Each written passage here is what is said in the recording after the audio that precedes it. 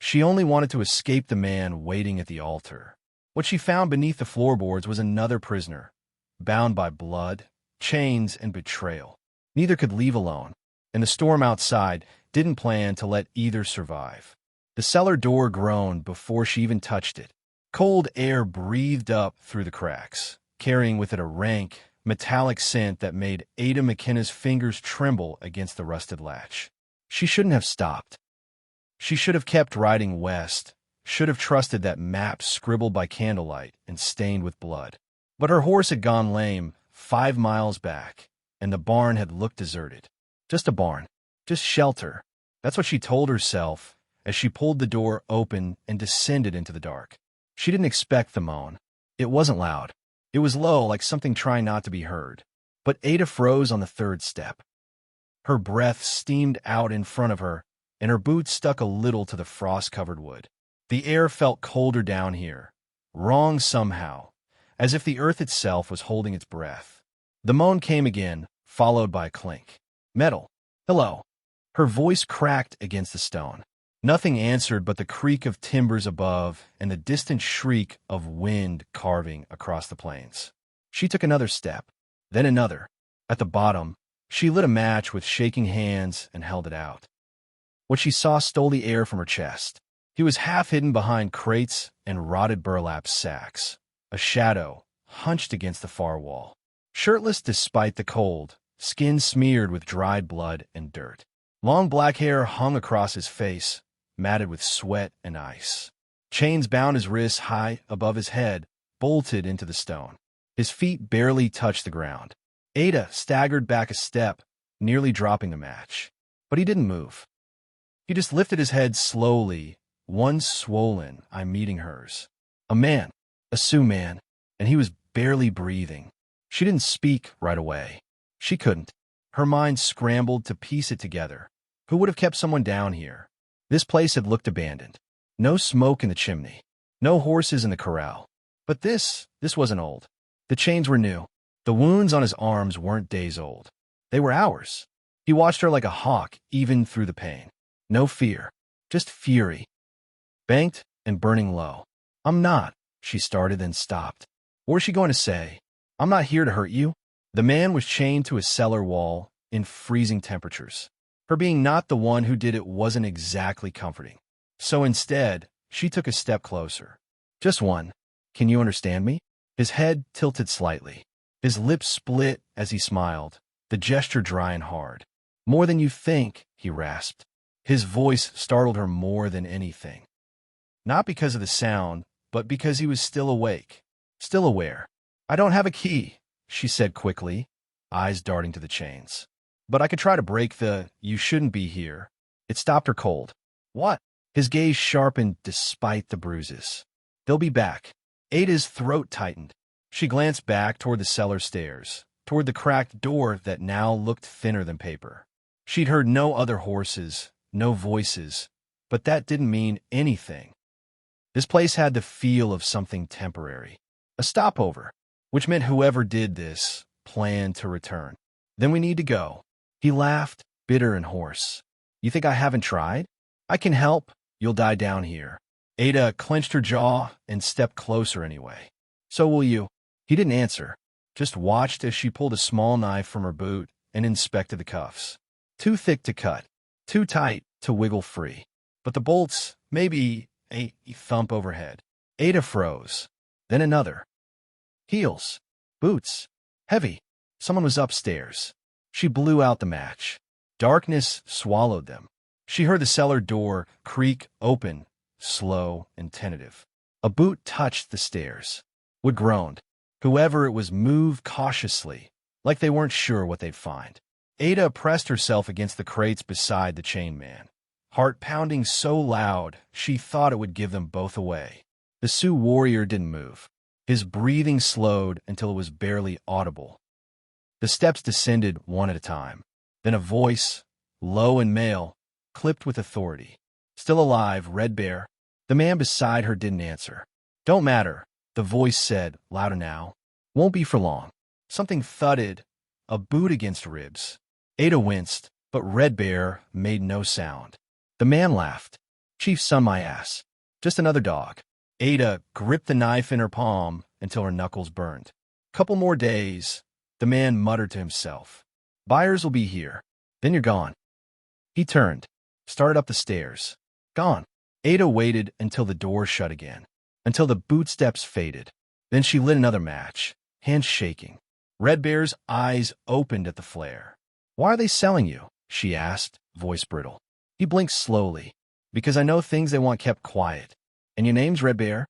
He hesitated, then nodded once. Tamakaska. She repeated it softly. Tamakaska. A flicker of something passed through his eyes. I'm Ada, she whispered. Ada McKenna. She didn't say where she was from. Didn't say who she was supposed to marry. None of it mattered now. We don't have long, she said instead. They'll come back. He nodded once. I'm getting you out. He didn't stop her, but he didn't believe her either. She could see in his eyes. But she'd already run once from a man who thought he owned her future. She wouldn't run again, and she sure as hell wouldn't leave someone else chained beneath the floor. Ada waited until morning to move. The man who'd kicked Tamakaska hadn't returned. Not yet. The house above the cellar had remained silent all through the night. Too silent, which only made her more certain someone would come back. But not before sunrise. She could feel it. Maybe they weren't expecting visitors this far from town.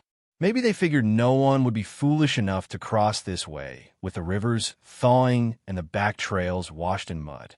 But Ada had been desperate, not stupid. She hadn't taken a main road for a reason, and whatever this place was, trading post, safe house, prison, she didn't plan to stay another day. As light crept in through the thin cracks above, she slipped upstairs and scouted the house fast and quiet. Empty.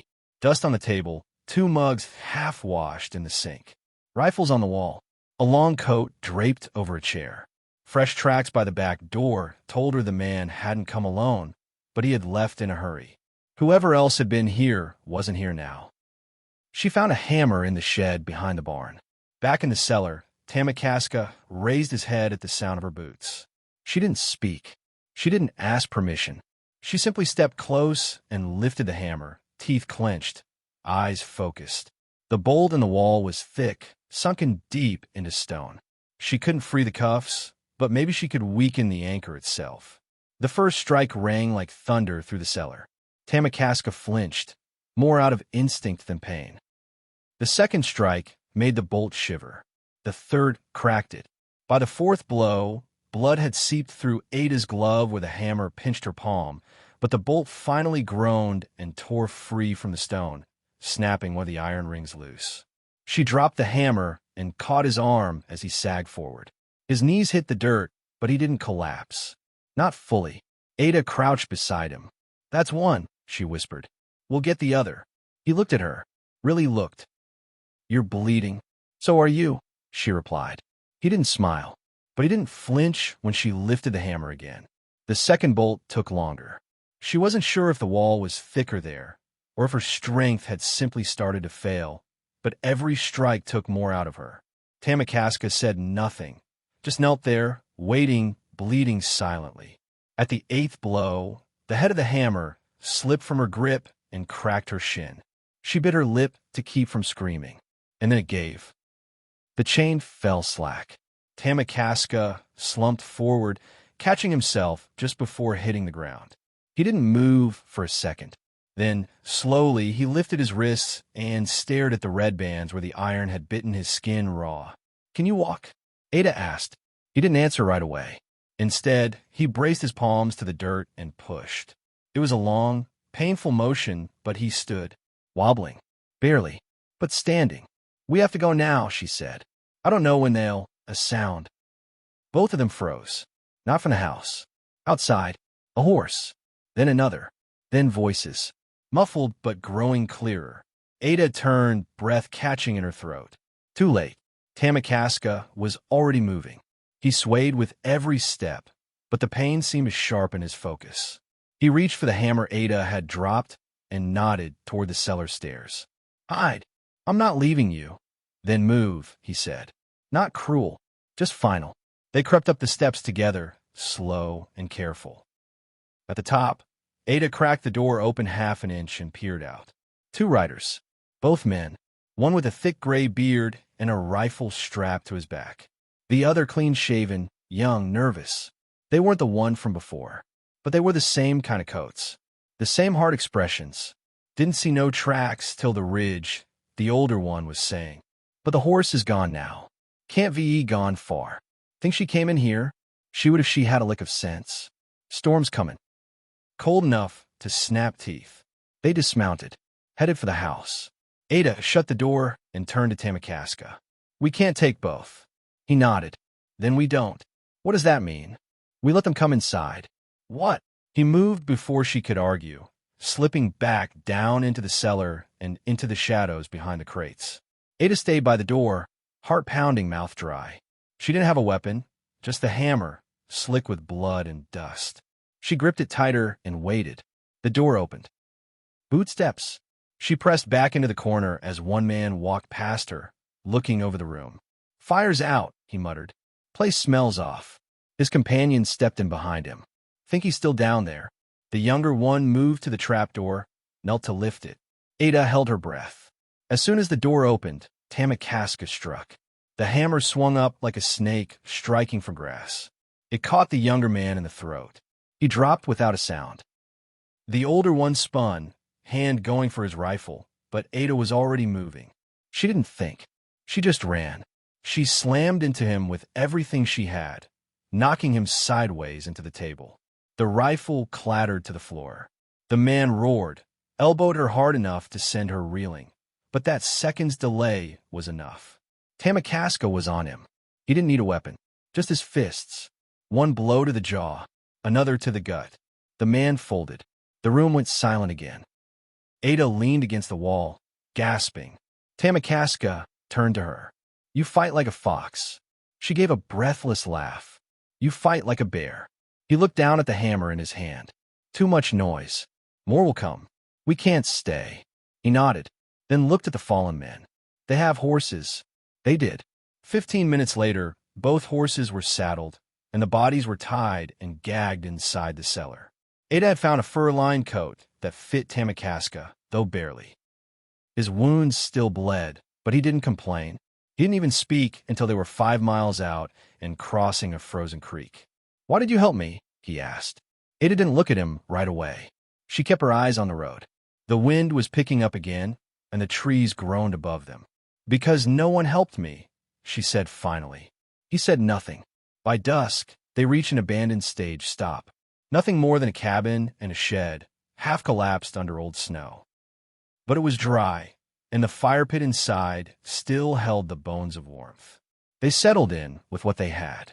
Tamakaska sat close to the fire, hands cupped around a tin of water. Ada patched what wound she could. Her hands shook as she cleaned the worst of the gashes, but he didn't flinch. Why were they keeping you? She asked, trying again. He looked into the flames. Because I saw something I shouldn't have.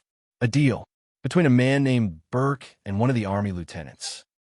Land in exchange for silence. Whose land? Ours. Ada nodded slowly, and they didn't want anyone hearing about it, especially not a chief's son. She looked at him sharply. You are a chief's son. He didn't reply, but he didn't deny it either. Night fell. Ada tried to sleep, but every time she closed her eyes, she saw that cellar. The chains. The boots slamming into Tamakaska's ribs. The crack of the hammer. The moment when silence returned and she realized she wasn't just running anymore. She was in something now. Something bigger. Tamakaska didn't sleep either. He sat against the wall, gazed steady on the shadows. Just before dawn, he said quietly, They'll keep looking. Not for you. For me. I know. You should leave me. She rolled to face him. Not a chance. He didn't argue again, because in some strange, twisted way, she was the only thing he had now, and he was hers. The storm hit just after sunrise. Snow came with no warning. One moment, the sky hung a muted gray. The next, wind screamed like a dying animal and dropped white fury over everything. The trees vanished behind veils of ice. The fires sputtered out under a flood of powder seeping in through the roof's broken beams. Ada pressed her back against the cabin wall, gripping the edge of her coat tight around her neck, while Tamakaska leaned into the corner, his arms crossed over his chest, eyes unblinking as the room filled with the brittle sound of snow scraping wood. They weren't going anywhere today. She thought running meant forward, that escape was a straight path and distance would bury everything. But there, in that ruined cabin, trapped by winter's hand, Ada realized escape had weight. It followed. It clung. It asked questions when all she wanted was silence. "How far are they behind us?" she asked. Tamakaska's jaw tightened. "They know the land better than you. Not better than me." That's not an answer. He looked at her, face unreadable. 2 days. Maybe less. Ada nodded and stared at the wall. The storm had eaten the world outside. Visibility was down to inches. Even if they left, they'd be blind, which meant they had to stay. They had to be found. "They'll track the horses. They'll track the blood," he replied. Ada blinked at him, startled. He flexed his wrist gently, still raw from the chain. "Yours too." She hadn't noticed the cut on her leg until then, or the bruises blooming across her ribs from when she'd slammed into that table. They were both marked, both wounded. She felt it suddenly, not just the cold, but the exhaustion setting in deep. She pressed her hand against the small window pane, watching snow curl like smoke against the cracked glass. "They'll be armed." "Yes." "How many?" "More than us." She laughed. "Too hard, too dry." "That's not hard to do." He turned toward the fire pit, gathered the last of the wood, and built a modest flame. His movements were stiff, not because of weakness but caution. Everything he did had weight, no wasted effort. She studied the way he moved, how his eyes always flicked to the door, to the corners, to anything that shifted. "You fought before," she said quietly. Tamakaska didn't answer right away. He lifted a small coal from the fire with a stick and used it to trace something into the dirt. A circle, lines, patterns. She didn't understand the shapes, but they looked old, sacred. His hand moved with reverence, not memory. Then he wiped the drawing away with a sweep of his palm. "I've survived," he said. Ada didn't press. She leaned back against the beam and tried to sleep again. But the cabin creaked in the wind. And when sleep did come, it brought Matthew's face with it. Her fiancé's voice was smooth as ever in her dream, taunting. "Running makes you nothing but a dog, Ada. But that's all you were meant to be. Heal or starve." And then his face shifted, became Burke's, the name Tamakaska had said. Burke smiling. Burke holding the chains. Burke shaking hands with men in polished coats who saw nothing wrong with selling a chief's son like livestock. She woke, gasping, heart clawing against her ribs. Tamakaska was still awake, sharpening a piece of wood into a rough blade. "You should sleep," she whispered. "I don't sleep in cages." Ada looked down, realizing what he meant. "You still feel like you're in one." He didn't answer. Didn't need to. The next day passed in slow silence. The storm had eased, but the world outside was still too fragile to move through. Ada took stock of their supplies. Not much. A canteen, half a sack of oats, a knife dulled to a butter edge. The men they'd left behind hadn't carried rations. Why would they? They weren't planning to survive long out here. They were planning to trade. "Do you know where they were going to take you?" she asked. Tamakaska crouched near the window, watching the pale tree lean. "North Fork." "What's there?" "Tracks rail. Buyers." She felt her stomach turn. "They sell people." He nodded once. You said you saw a deal. Between the army and a man named Burke." He looked at her. "Burke owns half the county," he said. "Other half answers to him." Ada closed her eyes. "He's the one Matthew's been talking to. Your betrothed." She nodded. Tamakaska returned to the fire and poked at it with the blade. Then he knew. Knew what? That they had me. The words settled like ash. She wrapped her arms around her knees. "I thought he just wanted to own me. I didn't realize he wanted to own the land, too." "He doesn't," Tamakaska said. "He wants the silence." They didn't speak again for hours. That night, Ada couldn't sleep. She stared at the ceiling and tried to count stars through the broken gaps. Instead, she whispered, "What would have happened if I didn't open that cellar?" Tamakaska didn't look at her. "You'd be in a dress right now." She waited. "And I'd be bones." Ada turned away, tears stinging her eyes. The next morning, they moved. The snow had crusted overnight, hard enough to walk on without sinking too deep. They wrapped what they could, packed the horses light, and left before the sun crested the trees. Tamakaska led, guiding them through narrow trails no map showed. Ada followed, one hand on her knife, heart lurching at every sound. They stopped near dusk at a ridge. Below, a settlement sat crooked against the river. 5 buildings, smoke, the faint glint of metal tracks stretching east. A rail stop.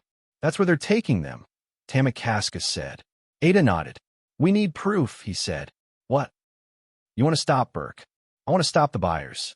We need proof. Ada looked down at the camp. She thought of Matthew's letters. Of the night he'd locked her in the barn for saying no. Of the cellar. Of the man beside her, once chained like an animal. She nodded. We go down tonight. They waited. Just after midnight, they crept along the ridge, slipping through frozen underbrush until they reached the outskirts of the camp. Tamakaska motioned for her to stay low, then led her behind the largest of the buildings. Voices drifted through the boards, men laughing, drunk. Another voice sharper, colder, giving orders. Then a name. Burke wants them by Thursday. Ada went still. Tamakaska looked at her, face tight. Another voice responded. Burke doesn't pay for delays. I know. Then make sure the chief's brat doesn't go anywhere. Next time, I'm bolting his legs. Ada's hand clenched around her knife. They slipped away before the light inside could spill onto them. Back on the ridge, Ada collapsed into the snow. Her breath came fast and sharp. They're not just trading, she said. They're making examples. Tamakaska said nothing. Then, finally, we burn it. What? He looked her dead in the eyes. We burn the camp.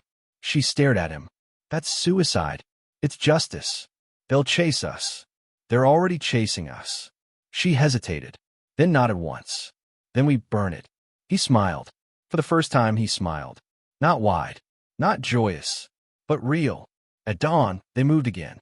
It took them 2 days to gather what they needed. Cloth soaked in pine pitch, dried moss to start the flames. Long branches split into torches. Tamakaska knew what would burn and how long it would take for men inside to realize too late. Ada, for her part, stayed quiet. Her hands were blistered from breaking brush, her knees bruised from too many hours crawling in snow and dirt. But she didn't complain. She couldn't. Not when she'd seen the iron cages behind the trading post, half hidden under tarps. Not when she'd heard the girls crying at night through the thin boards.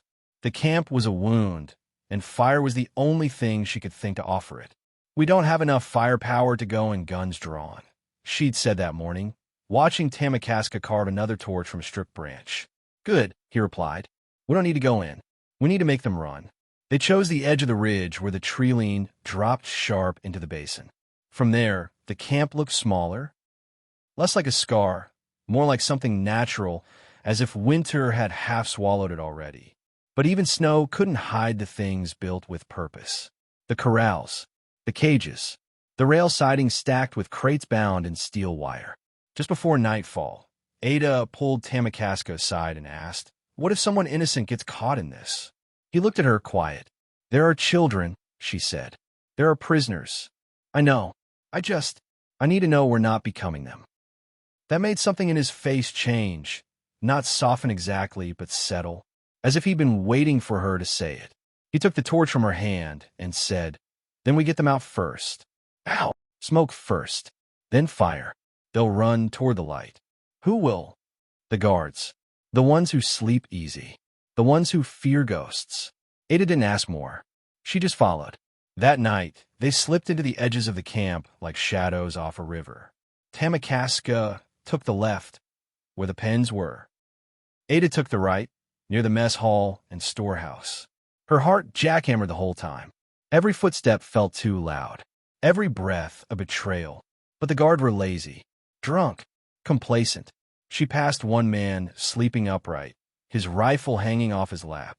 Another didn't even stir when she crept past the open doorway of the bunkhouse. In the far shed, she found them.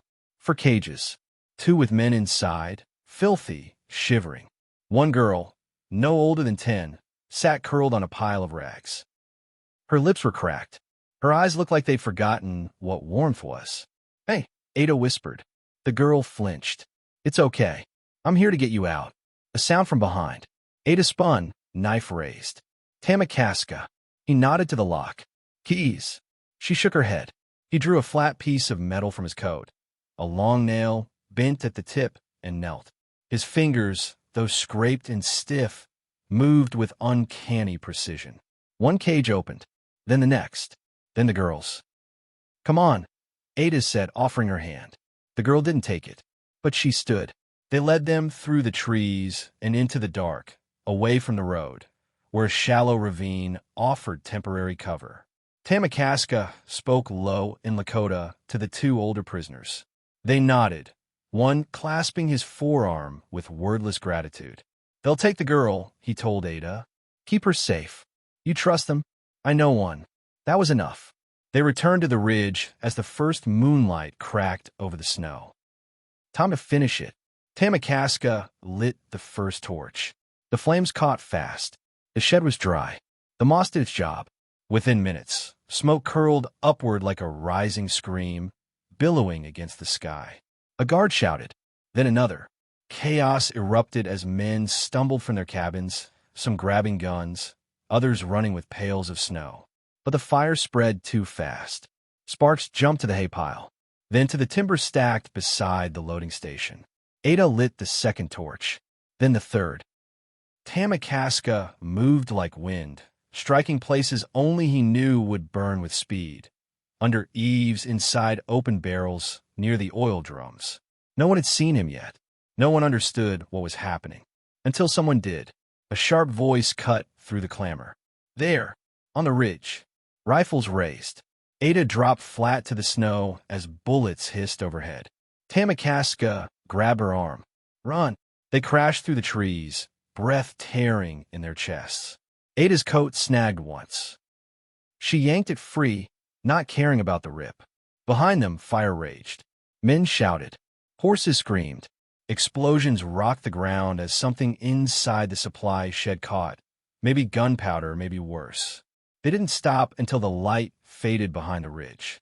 Then silence again. Except it wasn't silence. It was breathing. Close. Ada turned. 3 men stood blocking the trail. Not cam guards. Not drunks.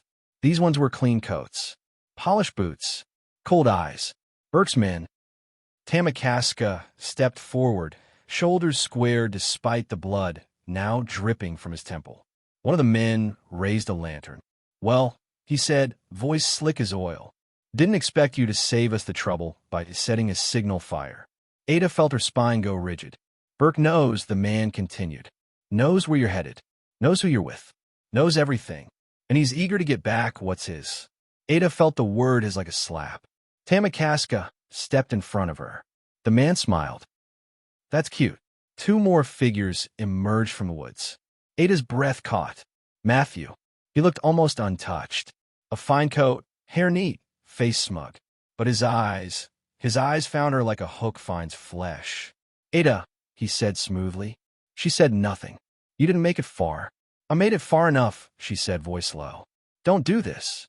You don't know what you've stepped into. I do now. Matthew sighed and turned to the others. Take him, and don't bruise her face. Tamakaska didn't wait. He lunged. The first man barely had time to scream before Tamakaska's fist shattered his jaw. The second drew a pistol, but Ada was already moving. She slammed her shoulder into his ribs, knocking him off balance. The gun fired wide. Matthew shouted. The third man grabbed Ada's coat. She twisted free, falling to the snow. Tamakaska roared, barreling into the last man with a force that sent them both crashing into the trees. Then something hard struck Ada's head. Light, then dark, then light again. She blinked.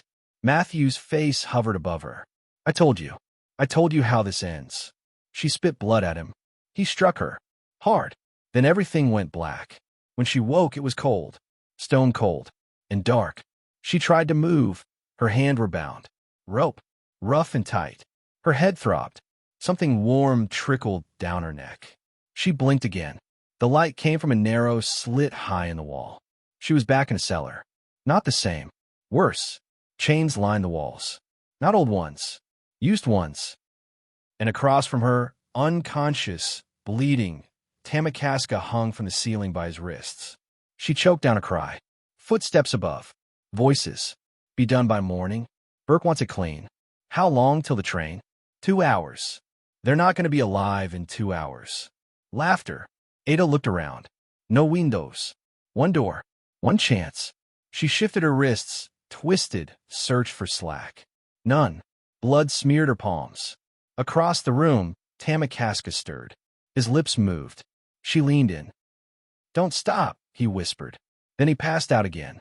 Ada stared at him, then at the ropes, then at the door, and she began to twist again. The rope bit deeper with every movement. Her skin split open beneath it, blood slicking her wrists until they stung with raw cold. But Ada didn't stop. She braced one foot against the dirt-packed wall and twisted harder, grinding the cords against the iron peg that anchored them to the floor. Being, minute by minute. It felt endless, hopeless, and far too slow, until, finally, something shifted. A thread snapped, then another. The tension slackened. Her right wrist slipped free. Ada dropped to her knees, breath hissing between her teeth. She couldn't feel her fingers, but that didn't matter. She crawled across the cold stone floor, ignoring the sting in her temples and the throbbing in her jaw where Matthew had struck her. Her only thought now was Tamakaska. He hung limp, head lolling forward, lips tinged blue. Come on, she whispered, reaching up to touch his arm. Please. He didn't stir. She stood shakily, pulling at the rusted hook holding his chains. It didn't budge. She found a shard of broken wood along the wall, half a chair leg, maybe, and jammed it into the seam, using it as a lever. The wood cracked under pressure, but she didn't stop. She leaned her full weight into it, teeth gritted, breath fogging the air. Finally, with a metallic groan, the hook gave way. Tamakaska collapsed into her arms. His weight nearly took her down with him, but she managed to lower him gently, cradling his head in her lap. Tamakaska, she whispered. Wake up. His eyes fluttered, then opened. He blinked blearily up at her, voice dry as ash. Did you burn it? She gave a shaky laugh, brushing hair from his brow. We did. We did more than that. A beat passed before he asked, Where are we? Below something terrible. He tried to sit, but his arms gave out. No, she said, not yet. Just stay still a moment. They didn't have long. The voices above were louder now. Orders being shouted, boots crossing the floorboards like hammers. She searched the room for anything, tools, scraps, anything useful. There was a crate by the far wall. She dragged it open with one arm and found a tangle of old tack, leather straps, a rusted bit, a small hatchet, and beneath it all, a loaded revolver wrapped in oilcloth. She stared, then picked it up. Tamakaska was already trying to get to his knees when she returned. His lips were set in a grim line. He took the revolver from her without a word, checked the cylinder. 6 bullets. No extras. I'll take 3, Ada said, reaching for it. He looked at her, surprised. Then he handed it over without question. She tested the grip, feeling the weight settle into her palm like something faded. No more running. No more hiding in cellars. They waited by the door, shoulders pressed close. The footsteps above moved toward the stairwell. 3, 2, 1. The door swung open.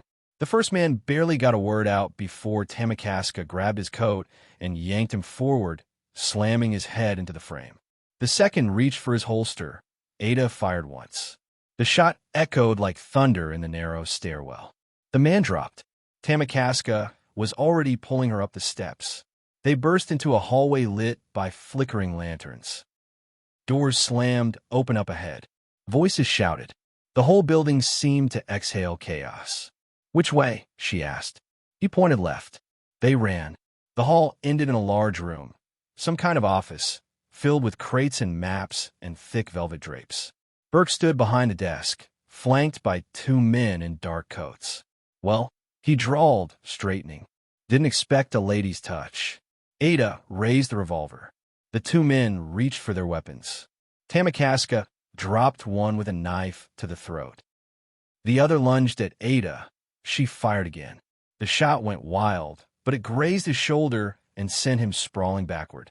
Burke didn't move. He just looked at her. "You don't know what you're doing," he said calmly. "You think this matters? You think this ends anything?" "It ends today," she said. He smiled. "The army's on its way. You've got 10 minutes before this building's full of men who won't care what side you think you're on." Tamakaska turned to Ada. "He's not lying. I don't care." "You should." Ada hesitated, but then she remembered the cages, the girl, the cold cellars and the chains, the way Matthew had smiled when he struck her. She aimed at Burke's desk and pulled the trigger. The bullet struck a lantern. Oil spilled. Flame caught immediately on the curtains and raced upward like it had been waiting. Burke's face twisted in fury. "You stupid," but the rest was drowned by the roar of fire. Tamakaska grabbed her wrist and hauled her toward the back door. Smoke filled the hall behind them. Flames licked the ceiling. Men shouted from outside, boots thundering up the porch. But they slipped out the rear just as the windows exploded. Outside, the cold hit them like a slap. Ada doubled over coughing. Tamakaska pulled her into the trees. They ran. Behind them, the building burned like a funeral pyre. By the time they stopped, her legs were trembling. They collapsed behind a rocky outcrop, half buried in snow. Tamakaska breathed hard, eyes scanning the tree-line. Ada rolled on her back, chest heaving. They were both alive. For now. But even through the smoke and adrenaline, she could feel it. This wasn't over. Not yet. They moved for hours through snow-drenched forest, trying to put miles between them and the ruin they'd left behind. Tamakaska's steps grew slower, more uneven. Blood soaked through the back of his coat. Ada pressed a hand to his shoulder, but he waved her off. "Not now," he said. "We need to stop." "Not yet." "Why?" "They'll chase us until they believe we're ghosts." By nightfall, he couldn't go farther. They found an abandoned line shack near the edge of a frozen creek. Small, rotten, and barely holding shape, but it had a roof. A door. Enough to hide. Inside, she lowered him to the floor and peeled back his coat. The wound in his side was worse than she'd thought. A clean slash, maybe a blade, maybe something sharper. "You need stitches." He didn't answer. She worked quickly, using thread from her coat hem and the same needle she'd used to repair gloves 2 weeks ago. His jaw locked tight through every stitch. He didn't make a sound. When she finished, she sank beside him, arms wrapped around her knees. They sat in silence. Wind creaked through the boards. Then finally, Ada asked, "What happens if we don't stop them?" He opened his eyes. "Then they keep doing it." "To who?" "To everyone." She looked down. "I thought I was running from me," she whispered. "I didn't know I was running for her. For them." "You were." A pause. "Then and now." He didn't answer. She leaned her head against his shoulder and let herself breathe. Just for 1 minute. Tomorrow would come like fire again. But tonight, they were alive. And that was more than she'd hoped for. Dawn came soft and colorless, bleeding slow light through the cracked slats of the cabin walls. Ada stirred first. Her muscles screamed in protest as she sat up, the stiffness of the cold floor having locked every joint overnight. Tamakaska lay curled near the far wall, barely moving, his breath shallow but steady. The fever had taken hold sometime in the night. She'd known it would come. His wound had soaked through the makeshift bandages despite her tightening them twice before sleep claimed her. Now his skin was burning. Ada moved quickly, her body driven by instinct more than energy. She found a patch of snow outside and filled a tin can, setting it over the low embers they'd managed to coax from half-rotted firewood. As it melted, she chewed a strip of dried meat and forced herself to drink water. Then she knelt beside him and sponged his brow, whispering quiet words in case his mind could still catch them. She didn't know what to say, just that saying something felt better than silence. "You have to stay," she murmured. "I don't know how to fight this without you." By noon, the fever had climbed higher. She had to find help. But where? The shack was buried miles deep in untamed woods, and any town nearby would likely have eyes loyal to Burke. Maybe even soldiers by now. Ada stood at the threshold, eyes scanning the skeletal treetops listening for hoofbeats or shouts. Nothing. Only wind and snow. If Tamakaska died here, alone and burning from the inside out, it would be her failure. Not fate. Not God's. Hers. She closed the door behind her and headed west. She walked for hours. At first her feet dragged, but determination began to push her forward faster than fear. If she was lucky, she'd find a trapper's camp, maybe a settler's outpost. If not, then she'd make do with whatever she found. She followed a narrow deer trail until it bent toward the creek, and that's when she heard it. Voices. Ada froze, half hidden by a knot of brush. 3 men. Not soldiers.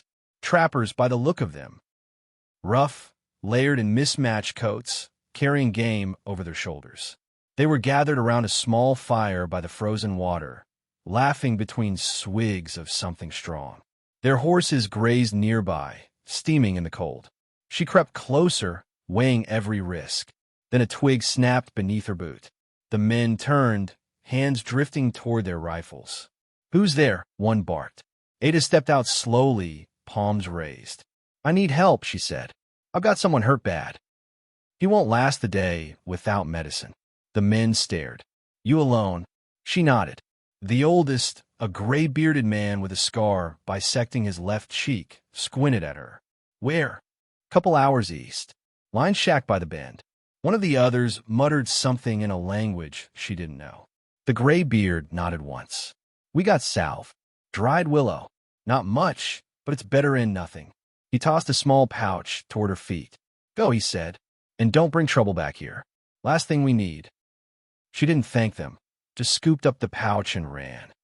By the time she reached the shack, dusk was coiling over the forest. The light had gone gold and thin, throwing long shadows across the snow. Her lungs burned. Her legs were shaking, but she didn't stop. Inside, the fire had gone out. Tamakaska was barely breathing. "No," she whispered, dropping beside him. "No, no, no." She tore the pouch open with her teeth, grinding the willow with snow until it formed a paste. She pressed it to his wound, praying she remembered what he'd told her about poultices. Then she fed him sips of melted snow and lay down beside him, wrapping both their bodies in the tattered blanket. She didn't sleep. Not really. Every sound outside made her flinch. Every shift in his breathing made her check his pulse. When the morning light broke, he opened his eyes. "Still here," he rasped. She laughed and cried at the same time. "Damn right you are." 3 days passed. The fever broke. The wound scabbed over. They stayed hidden while smoke still rose faint on the southern horizon. No one came looking. Not yet. But both of them knew it wouldn't last. Burke wasn't the kind of man who let something go, especially not something that made him bleed. On the 4th morning, Tamakaska sat up and said, "We need to go back." Ada stared at him. "Back where?" "To the fort." "No, they'll bring the others there. Anyone they caught. Anyone they want to break." "I know that," she said. She didn't finish. He looked at her, eyes steady. "You don't owe them anything." "Yes, I do," she said quiet now. "Because I saw it, and I'm still breathing. That makes it mine." Tamakaska didn't argue. They packed what little they had. By dusk, they were moving west again. The fort was more than a military outpost. It was a message, a reminder carved into the landscape that this land did not belong to the people who had lived on it first. Tall stone walls rose against the winter sky, stained dark by soot and snow. Cannon towers flanked each corner. Smoke drifted from the barracks. Ada stared at it from the ridge above, half hidden by pine. A line of wagons stood near the rear gate, guarded by soldiers in dull blue coats. One wagon was covered, locked. The others carried crates. And beside them, chained and silent, were prisoners. Men, women, children. Tamakaska closed his eyes. "Will they kill them?" Ada asked. He didn't answer. They waited until nightfall, then moved. They circled east to where a supply path led through thinning trees. Tamakaska's limp slowed them, but his strength had begun to return.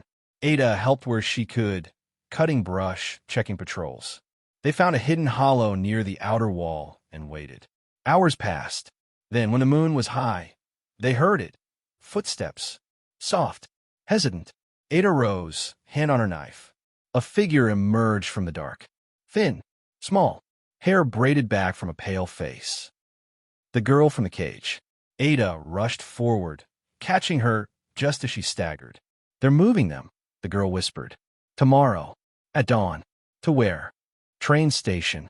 "Where are the others?" "Inside, shackled. No food, no fire."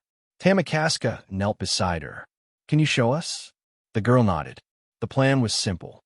Ada would slip inside with the girl during the shift change at the gate, disguised beneath one of the stolen coats they'd taken from the outpost days before. Tamakaska would create a distraction near the supply sheds, enough to draw attention without getting caught. Once inside, Ada would unlock the barracks from the inside, then run. It had to work. There was no other plan.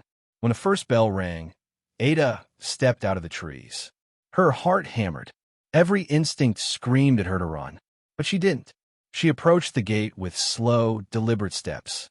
The girl held her hand tight, trembling but silent. A guard looked up. "Late shift?" Ada nodded, keeping her face down. The man squinted. "Where's your tag?" She froze. That's when the fire lit up behind them. Tamakaska had found the storehouse. The guard shouted, turning toward the smoke. Ada ran. They burst into the compound, just as sirens screamed. She found the barracks, kicked the door open. Inside, the air was thick with rot and fear. The prisoners looked up, stunned. "Come on," she yelled, tossing keys she'd stolen from the guard's belt. A man grabbed them and unlocked the first two chains. Then chaos took over. Footsteps, shouts, the clash of metal on stone, gunshots. She didn't stop. She grabbed a child, couldn't have been older than 5, and ran toward the breach Tamakaska had blown in the outer wall. More people followed, scattering into the trees like shadows. Tamakaska met her just beyond the gate, bloodied and out of breath. "They're coming," he said. "I know." They ran, together, into the night, into freedom. Behind them, the fort burned. Again, but this time it wasn't just fire. It was a reckoning, a beginning. The forest devoured them, swallowed the fleeing, the wounded, the wide-eyed and silent. All the ones who had thought they'd die behind iron bars or disappear beneath the world's silence. Snow fell in fat, wet flakes that muffled the sounds of pursuit. There was no plan now, only motion. Ada ran harder than she ever had, boots slipping, chest heaving, clutching the small child to her side, as if breath itself was tethered to the warmth in his tiny limbs. All around her, the dark woods came alive with the shapes of people who didn't speak, couldn't, maybe, but who had followed her anyway, because sometimes one voice is all it takes to tear down a wall. They didn't stop for hours. Not until the trees thickened and the moon disappeared behind a ridge of black clouds did Tamakaska raise his hand and gesture for silence. They halted as one, scattered among rocks and branches, breath fogging the frozen air. No torches burned behind them. No hoofbeats broke the silence. But that didn't mean the danger had passed. "We need shelter," Ada said, her voice hoarse. Tamakaska nodded, and with one last glance behind him, he led them deeper into the trees. They found an old hunting camp at dawn, half collapsed, the fire pit buried in snow, but enough to keep bodies off the frozen ground. They'd saved 17 people. 17 from the cages, the chains, the belly of the place where light didn't reach. 6 were children. Most bore bruises or scars or the 1,000-yard stare of those who'd forgotten their own names. Ada moved among them with a quiet kind of urgency, checking wounds, passing food, giving comfort where she could. She hadn't slept in 2 nights, but she didn't notice. Not really. She only stopped when Tamakaska touched her arm. "You need to rest." "So do you." "I will." They sat beside the fire, watching the others huddle close beneath furs and coats.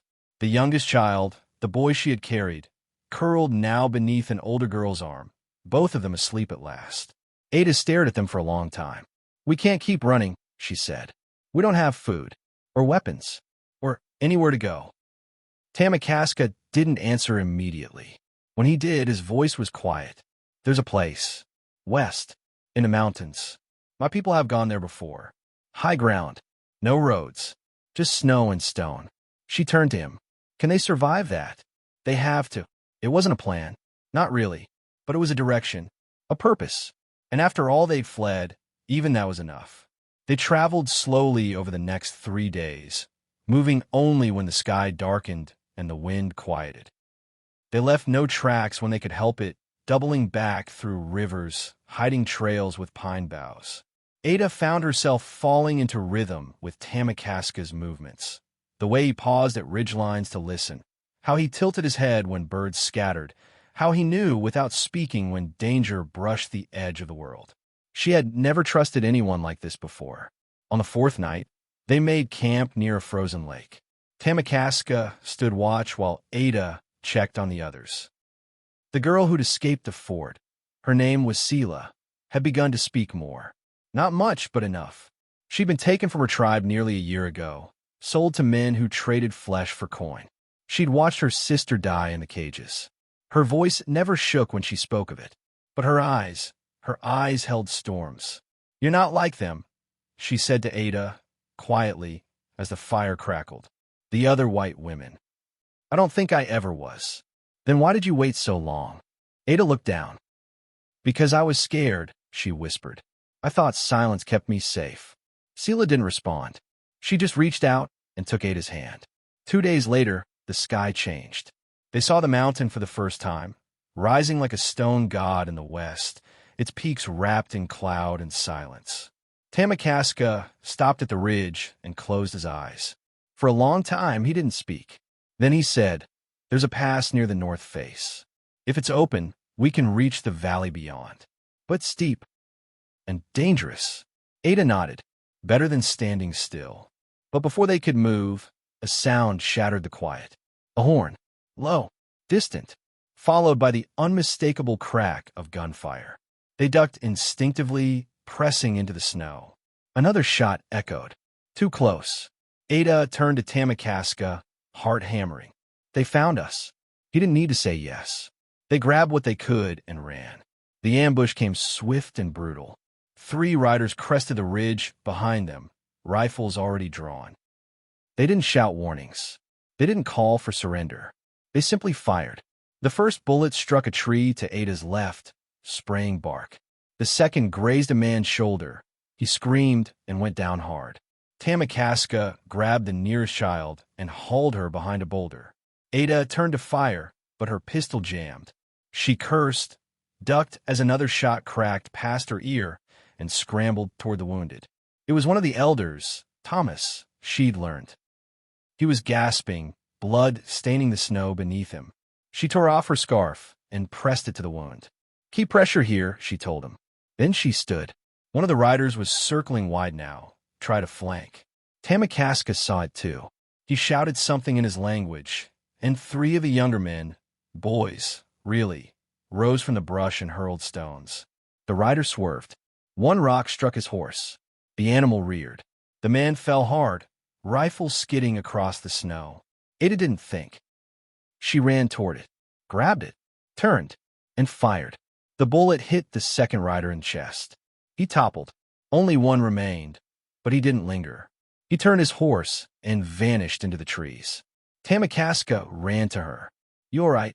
She nodded, but her hands were shaking. Blood spattered her coat. He took the rifle gently. This will bring more, he said. They know where we are now. We keep moving. They'll follow. Then we make sure we're ready. That night, they lit no fires. No one spoke. The children slept in tight clusters, watched over by the elders. Tamakaska carved crude snares from pine and wire. Ada cleaned the rifle. Every sound outside the camp made her tense, eyes darting toward the trees. You did good, Tamakaska said. I shot a man. He would have killed us all. She stared at the snow. I still see his face. So do I. But I see yours too. That made her look at him. He didn't flinch from her gaze. We all carry ghosts, he said. The question is what we do with them. 2 days later, they reached the base of the mountain. The path was steep, more cliff than trail in places, but Tamakaska led with certainty. They moved single file, careful, steady. No one spoke. The wind screamed like something dying. Snow blew sideways, stinging eyes and cheeks. But still they climbed. Halfway up, the last child slipped. Ada caught her, pulled her close. "We're almost there," she whispered. The girl nodded, eyes wide. They kept moving, and finally, at dusk, they reached the summit. What lay beyond was not what Ada expected. Not a village, not a camp, but a wide, empty valley, ringed with pines, wrapped in silence. Tamakaska stepped forward. "This is where my mother hid," he said, "during the war, where she brought our people to heal." Ada looked around. "There's nothing here. There will be." And for the first time since the fire, she believed it. But peace was a short-lived thing. Because as night fell and the stars bled across the sky, they heard it again. The horn. Closer this time. And this time, it wasn't alone.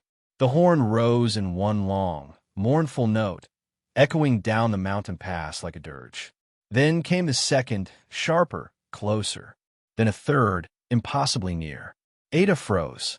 So did everyone else. In the stillness that followed, even the wind seemed to hush, as if the mountain itself were listening. It wasn't the horn alone that set her heart hammering, but what came after. The crunch of boots over snow. The low, guttural sound of men speaking just below the ridgeline. Tamakaska didn't wait for more proof. His eyes went to the tree line beyond the valley, where the pines thickened and sloped downward into a ravine carved by time and ice. "They've come." "How many?" Ada asked, but he was already moving, scanning the dark for defensible ground. "Too many. They had no walls. No shelter. No time." Ada turned to the others, the 17 souls who'd climbed this mountain on nothing but grit and bruised hope. Most of them were sick, injured, or barely holding themselves together. The children were exhausted. She looked at Sela, who stood with one arm around the youngest girl, her mouth a thin, grim line. "They're not stopping," Ada whispered. Tamakaska pointed toward the ridge. "We hold them there, if we can slow them long enough for the others to reach the gorge. We might not come back." His eyes didn't blink. "Then we die buying them time." Ada's jaw clenched, but she nodded. "Tell me what to do." They moved fast. Tamakaska gave orders in Lakota to the handful who understood him. Young men and 2 older warriors who'd survived the cages with more fire than flesh. Ada took the rifle, now down to 3 bullets, and positioned herself behind a low outcrop of rock. From here, she had a partial view of the narrow trail that led into the valley. The rest of the group, children, elders, wounded, were already being helped down the back slope by those still able to walk. Sela refused to leave. She took a knife and crouched beside Ada, wordless and steady. The silence stretched thin, then shattered. The first rider appeared in silhouette against the snowy path, a torch in one hand, rifle in the other. Behind him came another, then another. They weren't soldiers, not uniformed, not clean-shaven or ordered. These were hired men, mercenaries.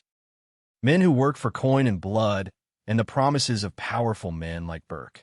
Ada waited until the lead rider stepped within range. Then she pulled the trigger. The shot cracked like lightning. The man pitched sideways, torch flying. Chaos erupted. Gunfire lit the ridge in stuttering flashes. Tamakaska's voice cut through it in a harsh yell, followed by the thunk of arrows and the sharp, metallic ring of ricocheted bullets. The ambush caught the riders by surprise, but only for a breath. Then they fanned out, shouting orders, ducking behind rocks. Ada reloaded, her fingers numb. 2 more shots. 2 more riders dropped. Then her rifle clicked. Empty. She turned to Sela, who passed her a knife without speaking. Steel sang through the dark. The fight came down to feet and fists in fury. It didn't last long.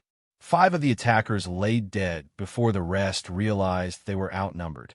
Tamakaska fought like a man who knew the shape of war by memory. His knife was slick with red, his breath ragged, his shoulder bleeding again. When the last gunman turned to flee, Ada didn't chase him. She just dropped to her knees, gasping, knuckles raw.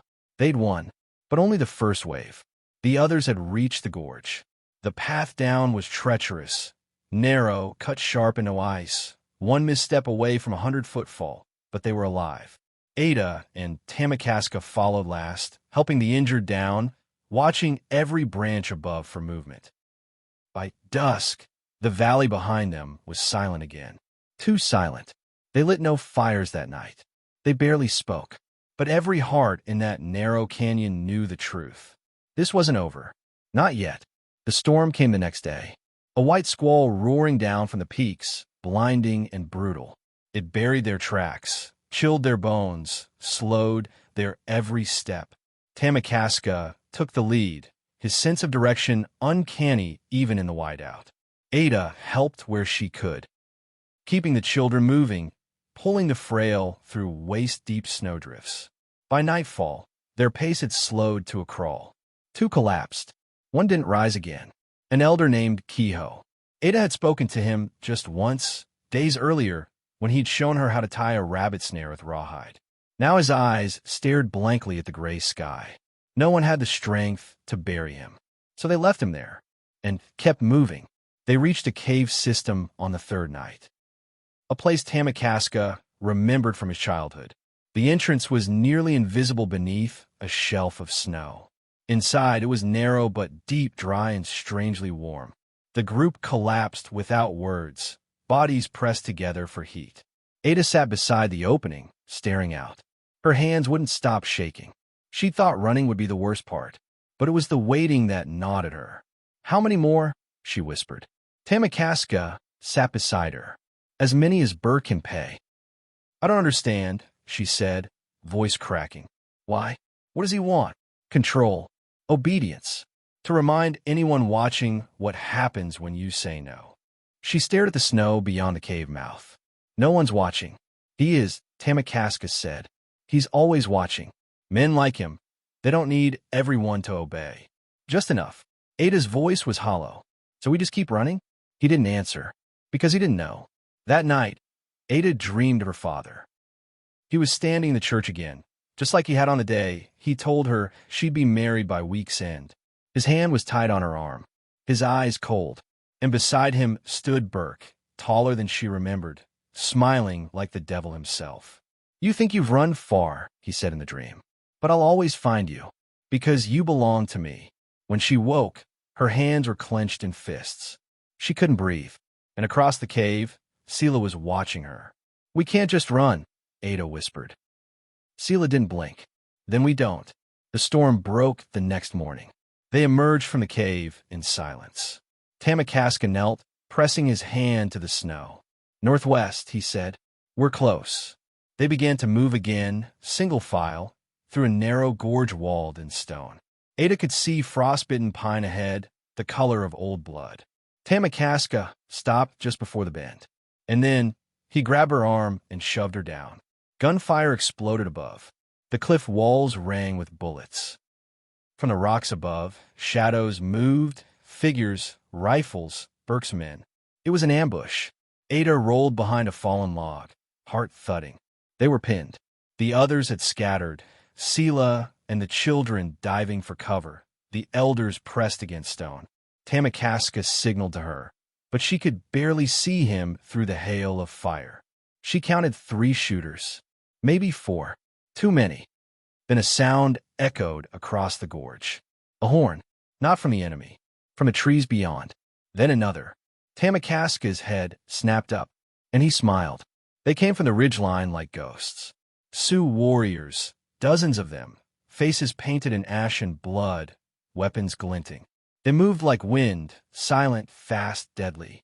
The shooters on the cliff barely had time to react before they were pulled down, one by one. It wasn't a rescue. It was a reckoning. Ada rose slowly, heart in her throat. The warriors moved among them with swift efficiency, checking wounds, offering water. One of them knelt beside Tamakaska, murmuring in Lakota. Tamakaska answered with a voice that cracked. Then he looked at Ada. "This is my uncle," he said. "He thought I was dead." Ada could only nod. The man looked at her, and for a moment she thought he would speak. Instead, he simply bowed. She had brought them this far. That was enough. The camp lay just beyond the gorge. A hidden valley shielded by stone, guarded by warriors who had vanished into the wilderness years ago. taking with them the last scraps of sovereignty they'd managed to hold on to. There were children here, families, elders, but also fighters, people who hadn't given up, who hadn't stopped dreaming of something better. Ada stood at the edge of it, watching as the rescued were led inside. She felt Tamakaska's presence beside her. "Do you think it's over?" she asked. "No," he said. "But it started." They buried the dead that night beneath a moon split by cloud. No names were spoken, only stones stacked, offerings left, and a song sung low in Lakota that moved through the valley like smoke, full of ache and reverence and something deeper than grief. Ada stood at the edge of it, silent. Her hands ached from the cold, her legs sore from days of climbing and running and bleeding, but she didn't move. She watched each figure bow their head, the firelight dancing over features carved by survival. Beside her, Sela clutched the hand of the youngest boy they'd rescued, whispering words Ada couldn't hear but didn't need to. She recognized the tone. Not comfort, truth. "You're still here. That means something." Tamakaska stood across the circle, his eyes steady on the fire. He hadn't spoken much since the ambush. Ada knew something had shifted in him, though he wore it quiet. The way he walked through the camp now was different, less like a man returning, more like someone expected. They all knew his name. They'd been waiting for it. And in return, he offered no speeches, no greetings. Only help, mending things, carrying weight. Ada, for her part, didn't know what to do with stillness. Not after what they'd come from. She felt her body stiffen each time someone raised their voice too quickly, every time a pot clanged or a shadow passed. Her mind spun with all that might still be coming. Burke wouldn't stop. That much was certain. He'd burned too many bridges to let this trail of survivors vanish into the hills. And the people in this hidden valley, these warriors, these families, they'd offered sanctuary not just to Tamakaska, but to all who followed him, which meant they were next, and it would be her fault. That night, long after the fire burned low, Ada stepped out beyond the boundary stones, past the edge of camp where the trees began again. Snow fell soft and steady, muffling the world. She didn't make it far before she heard his footsteps behind her. "You think disappearing will save them?" Tamakaska asked. She didn't turn around. "If I go alone, maybe they'll stop. Maybe they'll know." His voice was sharp, final. She looked over her shoulder. He stood tall, arms folded, expression unreadable. "You don't know him like I do," she said. "I know his kind, and I know how this ends if you go back. He doesn't want them. He wants me." "That's not true," he said. "He wants what he thinks is his. He wants power. He wants the story to end with him untouched, and he'll destroy anything that threatens that." "I should have stayed," she whispered. "No," he said. "You should have run sooner." The next morning, the War Council was held. No one called it that, but the energy was the same. Tight, watchful, edged in fear. The valley was too exposed. The camp too full of mouths and not enough weapons. They had archers, yes. Hunters. Trackers. But few bullets. Fewer guns. If Burke sent 20 men, they could maybe hold them.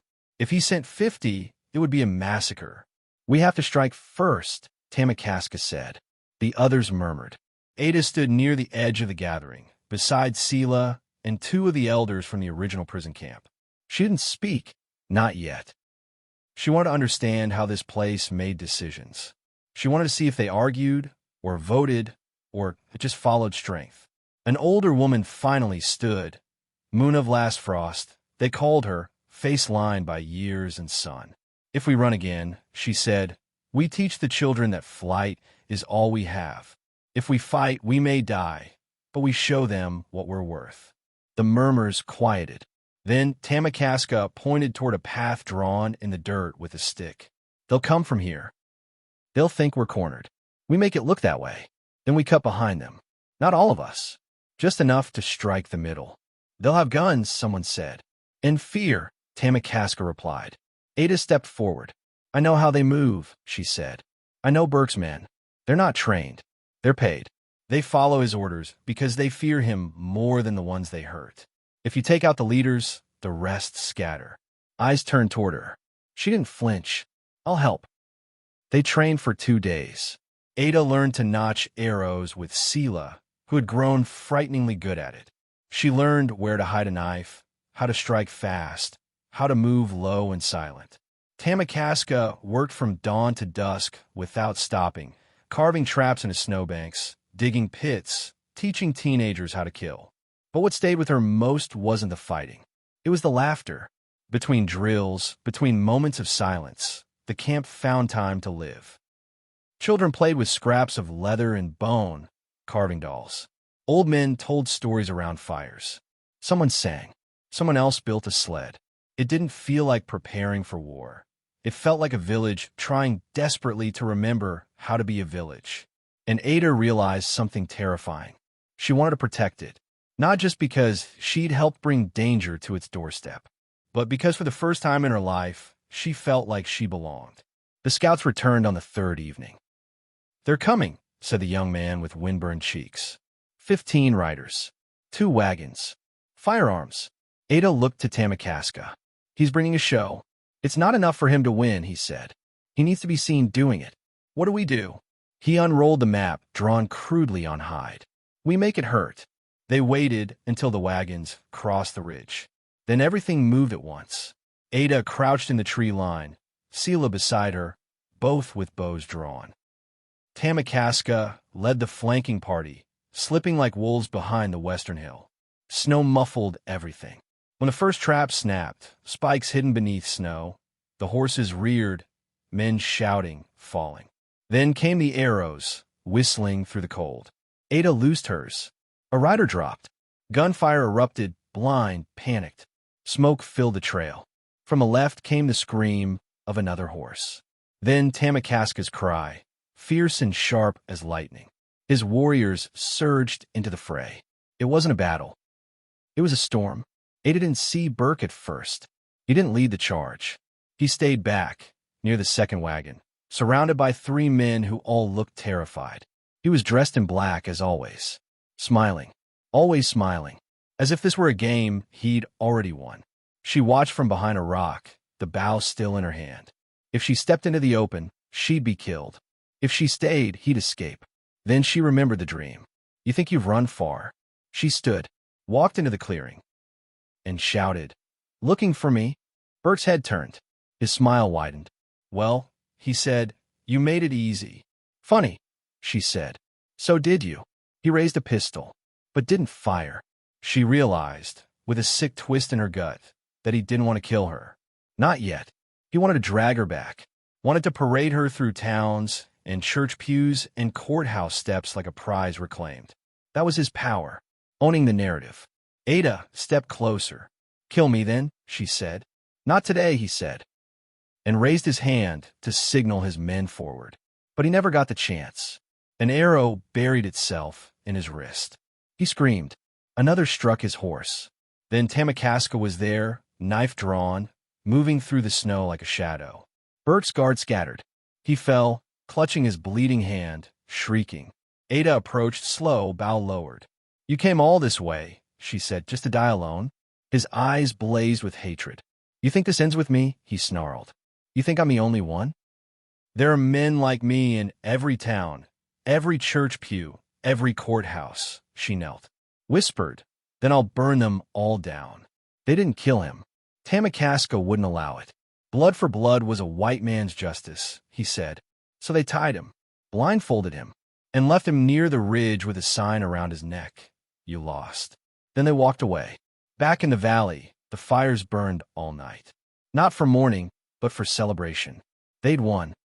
Ada watched from the ridge as children danced in the snow, as elders laughed, as Sela sang an old song from a language that had survived everything thrown at it.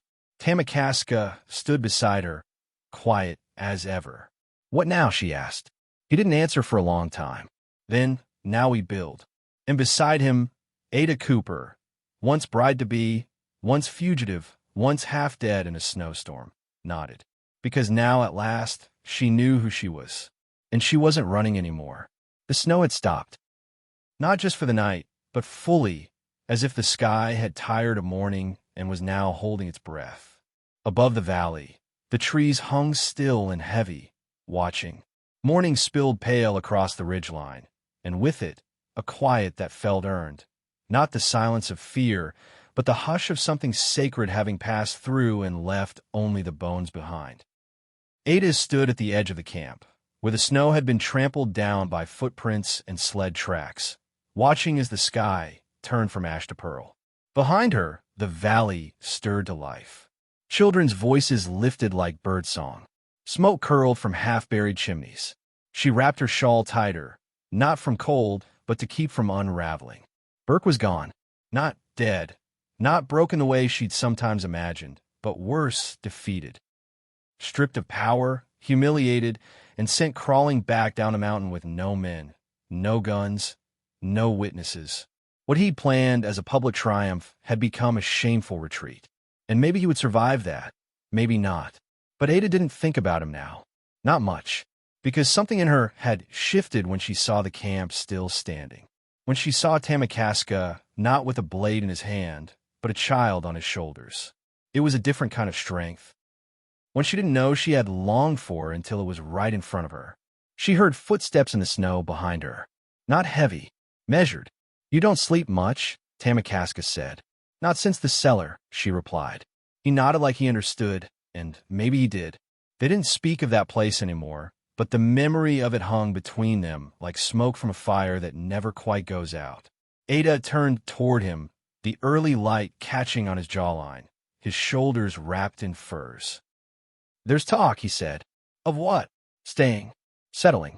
Making it permanent." Ada blinked. "You mean rebuilding?" No, his gaze scanned the horizon. Not rebuilding what was lost. Building what never was. She exhaled slowly. "And you? Will you stay?" He didn't answer right away. If you build a home on a battlefield, it only takes one storm to tear it apart. But if enough hands work the land, if enough hearts fight to hold it, maybe the storm breaks first. Ada nodded. She didn't know how to say it out loud, but something inside her had already chosen. She wasn't going anywhere. Not now. Not again. Behind them, the camp was already waking to new routines. Structures once temporary were being reinforced. Rations were being inventoried. Plans whispered around fires were being sketched into maps, then turned into trails and boundaries. There was order now, a future. Over the next week, work became ritual. Not because it was easy, but because it reminded everyone they were still alive. Sela took charge of teaching the children, her voice firm but gentle as she taught them to read using stories carved into leather with ink made from berries. Ada joined her some days, helping the youngest ones memorize names, plants, stars, animals, all in both Lakota and English. They built a library in the form of a circle of stones, and there, stories were told by firelight, passed from mouth to mouth, etched into skin and memory alike. Tamakaska organized the hunt lines. He mapped the land in a way Ada had never seen a man do, with reverence, not possession. Every mark meant something. Every bend in the river remembered someone's name. He taught the younger warriors how to read the forest, how to find what fed them without stripping it bare. When he returned from the mountains with fresh meat on his back, children would run to him laughing, and he would not smile exactly, but his eyes would warm. One evening, while repairing the fence that lined the new crop beds, Ada paused to stretch her aching back and caught him watching her. He stood with one foot on a tree stump, a knife in his hand, whittling a small horse. Not a child's toy. Something else. Something shaped like memory. She tilted her head. "That for someone?" she asked. "No," he said. "Not yet." They didn't need more words. Not anymore. Spring came fast and wet. The river swelled, and the lower paths flooded. They moved the animals to higher ground and reinforced the food stores with moss insulation. One night, thunder cracked the sky open and sent half the camp into silence, but no one ran. Not this time.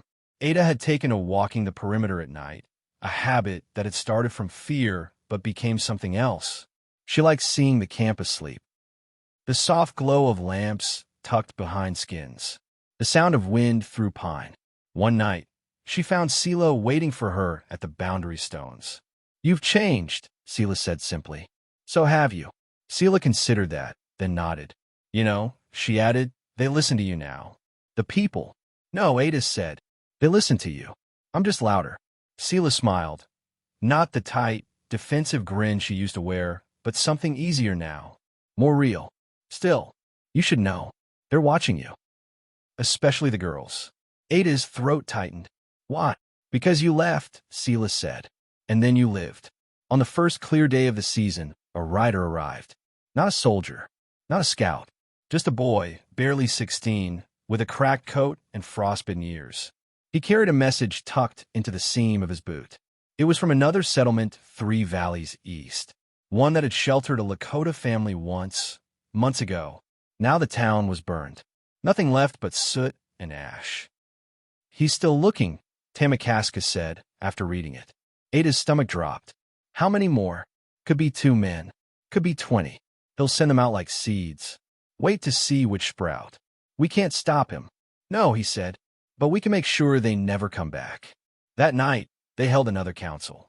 This one smaller, tighter, only those willing to move beyond defense. They spoke of tactics, of decoys, of misinformation. If Burke wanted to chase shadows, they would give him ghosts. We scatter, Ada said. Not all of us. Just some. Let them wrong. Draw them out. You'd go, Tamakaska said. Not a question. Yes. And if you don't return? Ada met his eyes. Then I'll send smoke. You'll know. He was silent for a long moment. Then he passed her a knife. The same one he'd once used to cut free from the Cellar's chains. The blade was notched and blackened, but still sharp. You already know how to use it, he said. The plan was simple. 3 groups. 2 trails. 1 bait. Ada volunteered to ride west with 5 others. Young, fast, smart. The trail they'd take was old and dangerous, but it would lead any pursuers far from the valley. Sela would stay behind, guarding the camp's northern rim. Tamakaska would circle east, a ghost on the mountain, watching everything. They left just before dawn. No fanfare, no goodbyes, only nods, a hand clasped, a breath held. The forest swallowed them. The days that followed were blur and blood and wind. Ada led the group through frost-heavy glades, across streams still sheathed in ice, and down gullies slick with thaw. They found signs of pursuit, hoofprints, broken twigs, spent fires, but always stayed ahead. They doubled back, laid false trails, split briefly to confuse. But by the 5th night, it was clear someone was catching up. We need to make a stand, said one of the younger men, or we'll be picked off one by one. No, Ada said. We don't give them a fight. We give them a ghost. They reached an abandoned ranger's cabin the next day, half collapsed, swallowed by time. They left signs there, bits of cloth, old rations, scrawled words in ash. Then they split again. Ada ran solo. She took the ridge trail, high and narrow, carrying only the essentials. She didn't stop to sleep.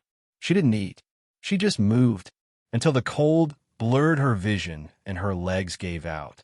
She collapsed beneath a pine, snow falling slow around her. And for the first time in weeks, she dreamed. But not of the cellar. She dreamed of the valley, of children laughing, of Sela's songs, of Tamakaska carving a horse, and of a fire that never died. She woke to silence. The sky was dark, but in the east, a flicker. Smoke. 3 columns. Thin. Deliberate. She smiled. They'd seen her signal. They were coming. And Burke, wherever he was, whatever lies he told, whatever violence he still held in his fists, would soon learn that she wasn't the one to fear. It was what she'd built. It was what she'd sparked. It was the women and men rising now from the places he thought he'd burned down. They were the fire, and they were done running. They found her on the ridge at first light. Snow drifted in lazy spirals, catching in her lashes and hair, but Ada sat upright, her back pressed to the tree, knife across her lap, eyes wide and steady. She had not slept since that last breath beneath the pine. Not really. And now, as Tamakaska and the others crested the ridge behind her, she turned just slightly, giving them a nod. Her face was raw from wind, her cheeks flushed red, but there was no panic in her anymore. No collapse. She had walked into the heart of winter, into the claws of the man who tried to break her, and she had come out carrying his scent on the blade, she still held. Any sign of them? Always the same pattern. He's still pulling the strings. But you broke the rope, Tamakaska said quietly. Ada didn't reply. She looked down the ridge instead, to the thick woods that now protected the hidden camp like a second skin. The valley was still days away by foot, but she could feel it humming in her chest even now, like a heartbeat. All that life, all that hope they bought with bone and fire. It couldn't just be guarded. It had to be fed, fought for. Tamakaska laid a hand on her shoulder. It's over, he said. No, she murmured. It's just beginning. The ride back took 2 days. They moved cautiously, avoiding ridgelines, doubling back when they heard branches crack under unseen hooves. But the forest gave them cover, and no new riders emerged. Ada kept her blade close. She couldn't sleep. Every time her body tried to drift, her mind conjured cellar walls, metal chains, Burke's voice curling in her ear like rot. But each time, she pushed it down, replaced it with other memories. Sela's laugh, Tamakaska's quiet nods, children weaving ribbons through pine boughs. That new future humming louder now. When they reached the valley's edge, a horn sounded once, twice, then silence. The guards on the north ridge had seen them. By the time they reached the outer camp, hands were already lifting skins, clearing paths. No weapons drawn. No shouting. Only welcome. Sela was the first to reach Ada. She threw her arms around her, tight and wordless. You're alive, she said into Ada's neck. So are you. They stood there for a long moment, not crying, not smiling, just breathing. When they pulled apart, Sela's eyes darted toward Tamakaska, who stood a few paces off, watching with his arms crossed and a look Ada could no longer read easily. You need rest, Sela said. I need to know how many stayed behind, and if the smoke was seen. 6 stayed to keep the ruse alive. 4 made it back already. 2 are still out. And the signal? Sela hesitated. Saw it yesterday morning. You sent 3 columns. Ada's heart skipped. And we sent 4 back. Ada looked up. What does that mean? It means someone's coming. That night the wind returned, howling low through the pass. Not snow, not storm, just pressure, like the land bracing for something it had already survived once. Ada sat by the central fire, her legs wrapped in wool, her hands too restless to eat. The others moved around her, preparing meals, sharpening tools, telling stories that chased ghosts from the corners of the camp, but she didn't join in. She felt something wrong in her chest. Not fear. A promise kept waiting. Just before dawn, the rider appeared. Not Burke, not one of his scouts. A woman. She rode hard into the valley, her horse lathered in foam, her coat flapping loose behind her like wings. She dismounted before the horse had fully stopped and dropped her knees in front of Tamakaska. They're massing, she said between gulps of air. 3 towns, not just riders. Guns, wagons, preachers. They're calling it a cleansing. Ada felt the world tilt. What do you mean? Tamakaska asked. They're not looking for you, the woman said. They're looking for her. She turned to Ada. They're saying you stole something, that you started a war. I did, Ada whispered. I stole their lie. By midday, the decision had been made. They couldn't wait. The next attack wouldn't be a scout mission or an ambush. It would be a purge. They want to drag you back, said one of the elders. Not because you're dangerous, but because you're proof that you don't need them, that no one does. Ada stood in the center of the circle. I won't be dragged anywhere. You go alone, another asked. No, she said, but I'll ride at the front. Sela stepped forward first, then Tamakaska. Then a dozen more, women, men, 2 older children with knives in their belts and defiance in their eyes. If they want to fire, Sela said, we'll give them one. They rode out that evening. The sky was bruised with dusk, and the air carried the weight of oncoming thunder. Ada rode at the head, her hair braided tight, a knife at her hip, bow across her back. Tamakaska beside her, silent, his eyes scanning the trees as if measuring the distance between now and the last stand. They moved fast, faster than before, cutting across old trails, through forgotten hunting paths and burned-out fields. They passed homesteads empty but not abandoned, places where whispers still lived, where symbols had been carved into door frames as warnings or promises. Ada read them as they passed. Safe. Gone. Still breathing. It wasn't until they reached the black church that they saw them. A line of torches, maybe 30 in all, lining the road like teeth. At the head stood Burke. Ada pulled her horse to a stop. He hadn't changed. Same slicked hair. Same smirk. But now he wore a badge on his chest and a preacher's collar over a blood-stained coat.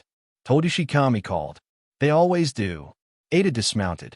She didn't draw a weapon. Just walked. Tamakaska said nothing, but matched her step for step. You're trespassing, she called back. Burke laughed. I own every mile you've walked. You own nothing. I own you. No, she said. You lost at the moment you chained a man in a cellar and called it justice. There was silence. Then a gun cocked. Then 2. Then 10. But no one fired, because the trees were moving. From every shadow, every branch, came more figures. Archers, warriors, survivors, even children with slings and blades in their teeth. And from behind Burke's men, more riders approached.